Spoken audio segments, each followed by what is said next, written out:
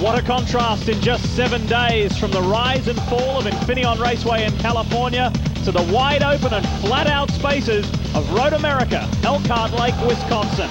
Hello everyone, I'm Lee Diffie, joined by Johnny O'Connell and Andrew Marriott, and this is round 7 of the Speed GT Championship.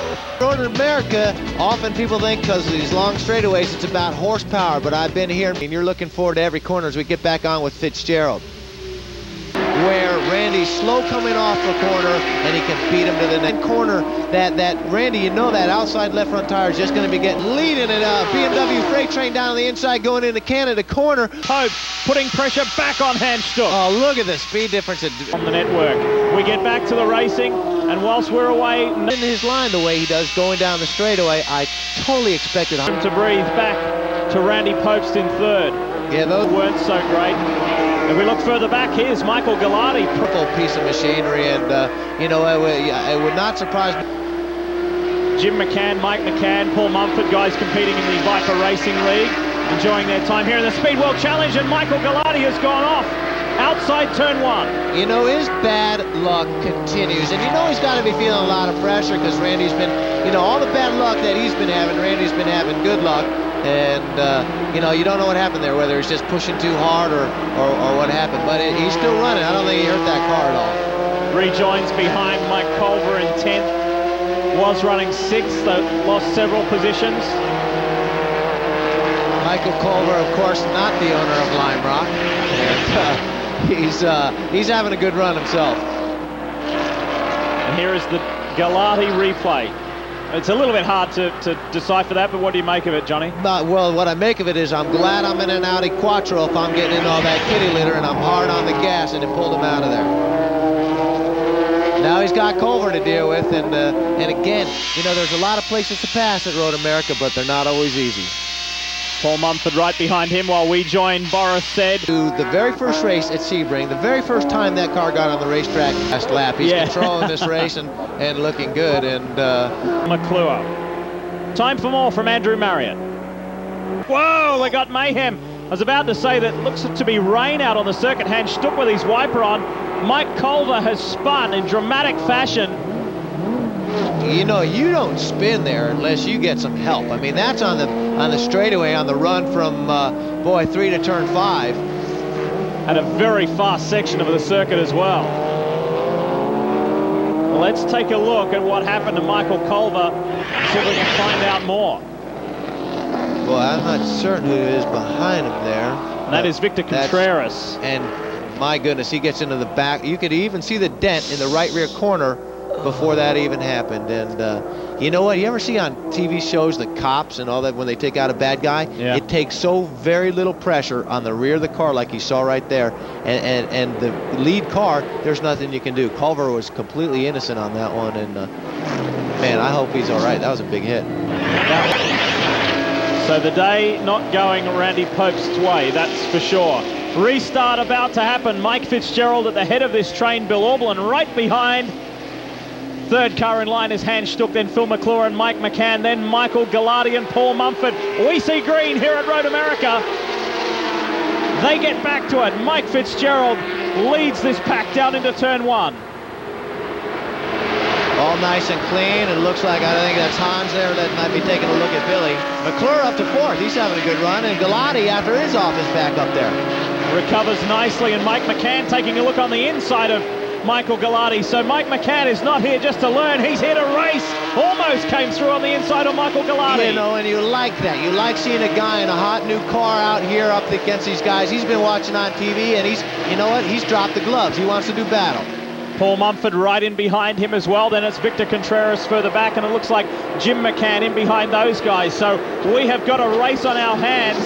Oh, look at Galati. McCann down the inside of McClure. Whoa! There's just a couple of laps left to run here at Road America. And look at Paul Mumford looking for an inside run on McCann. Great racing in the Speed GT Championship here at Elkhart Lake. If Billy had passed him before start finish, yeah, bring him in. This is, they're taking the race away from Oberlin, and he's earned the right to be there. I'm going to disagree with that call pretty strongly. But is that excuse my ignorance, but is that for just breaking the line, jumping out of the line? Yeah, well, that's the way I'm guessing that, well, here we are. We're on board with Hans going into 14. Oh, he just got in there, maybe a little bit too much rear brakes. Never lifts, though. Look, do you hear that? On the gas all the way, do a 360, get back after it. Through goes the Corvette of McClure and the Audi. You see McCann get there through there, too. But, man, getting back to that, we're racing here. And Billy wasn't in front of him before the start-finish line, nor did he get a run at him. He actually, he pulled out so he didn't run into the back of Fitzgerald, who my guess has got off the throttle or gave him a brake check or something. So call him as you see him. Closing stages here at Road America. Whoa! Mike McCann runs wide. That's where we saw him drop a wheel off earlier as well. Actually, that's a corner before. They're coming up to the area right now where he dropped a wheel before. Turn 8. Look at Michael Galati in there quick. Galati. Whoa! McClure's off. Hang on to it, Phil. Gets a little wide. He comes across into the traffic. No! Oh, no! Phil McClure came back onto the racing surface and nailed Mike McCann. Jim McCann's involved as well. Well, here we go. Turning into turn 8. He's just carrying too much speed, doesn't get down to his apex. He's probably thinking more about Galati. Gets off. He doesn't lift going through there because he wants to stay in the race, and he realizes there he made a big mistake. Oh, that was ugly, and Woodhouse came through and contacted Phil McClure as well. That's Bob Woodhouse in the center of the track. Hate to see a race end like this, again, but Fitzgerald was the class of the field. Oberlin, man, he got robbed. Good for Galati, though.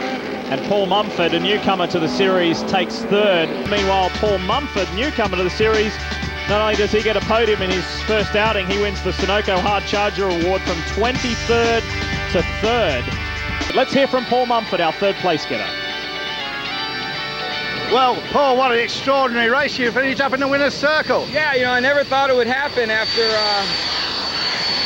a little mishap in qualifying. We ran, I think, 3rd, 4th fastest in practice, and we're really getting the car to handle with these smaller front tires. And then we figured we'd lighten up the rear of the car, only put a couple of gallons of fuel in it, and got one lap in the wet. So we went from 3rd to 22nd, and really had to work our way through the pack. And I did get some help from the Viper guys. They let me by pretty good, and I really appreciate that. So yeah, it was an eventful race, and the yellow flags helped us out just tremendously. It really couldn't have been better timing for that. This is all a bit different to the Viper Racing League, isn't it? Yeah, this is big boy stuff. Yeah, it's quite a bit different. Normally I could start with the Viper Racing League, and there's about 4 or 5 guys that are every bit as quick as a lot of these guys. You'd be surprised. These guys are quick, but it's the next 15 where these guys are real tough to get around. Some really good drivers out there, and I got a couple breaks and a great car.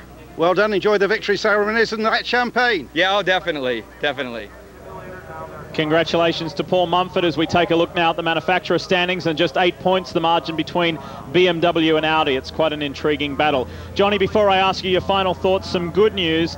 I just want to let you know that Phil McClure was transported via ambulance to Plymouth Hospital, and he did get knocked out during the impact, but he was awake and alert when they transported him. So promising news there. Excellent news. You hate to see anything like that happen, but when you get the results like that, the cars can be rebuilt. Phil, he's okay. That's the most important thing. It was a very eventful day here at Elkhart Lake, Wisconsin, particularly for Randy Popes and many others. The next round of the series is at Laguna Seca in California. That one should be a good one. On behalf of Andrew Marriott, Johnny O'Connell, I'm Lee Diffie. We send our congratulations to Mike Fitzgerald and our thoughts with Phil McClure.